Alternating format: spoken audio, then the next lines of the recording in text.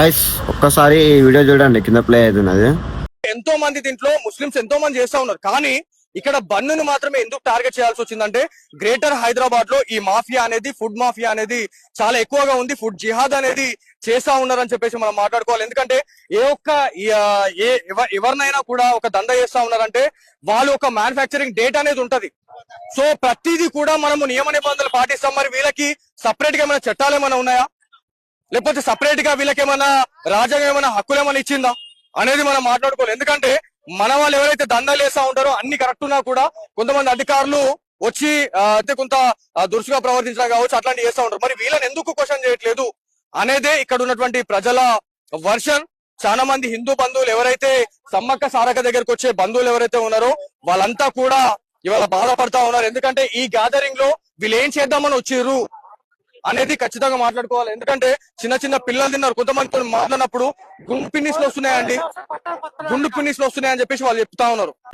అరే బాలాజీ, నీకు నువ్వు ఏమనుకుంటున్నావు? అసలుకి కుల మతాలు ఎందుకు రెచ్చగొడుతున్నావురా? ముస్లిమ్స్ హిందూస్ మన దగ్గర వీళ్ళకి ఎందుకు, అది ఇది నీకెందుకు రావన్నీ? ఎందుకు రెచ్చగొడుతున్నావు శాంతి భద్రత ఉన్న దేశాన్ని?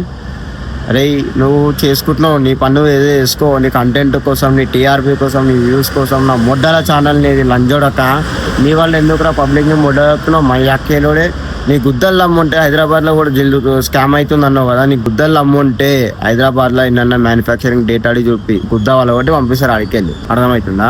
కోవా బండ్ల పిన్నులు వస్తున్నాయంట, గుండు పిన్నులు వస్తున్నాయంట, లౌడ్ వస్తున్నాయంట. పబ్లిక్ నీకు చెప్పిరా? నీకు అక్కడ ప్రూఫ్లు ఉన్నాయా, వీడియోలు ఉన్నాయా? ప్రూఫ్లు ఉంటే నువ్వు ప్రూఫ్లు పెట్టి మాట్లాడరా సుల్లిగా.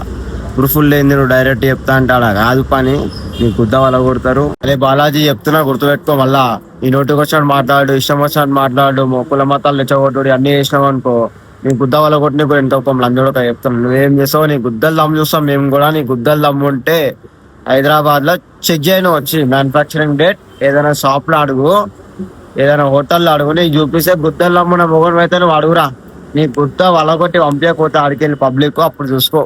ఏం బయట పోయి అందరిని అడిగినట్టు అనుకుంటున్నావు? హైదరాబాద్ లో అడుగుడు అంటే చింపి గుద్దల చాకులు చీడతారు. అర్థమవుతుందా? మా అక్కేలోడే కుల మతాలు రెచ్చ కొట్టినావు అనుకో, నిన్ను చంపనీకి కూడా రెడీ ఉంటాం పబ్లిక్. ఏం దిక్కుంటావు దిక్కో.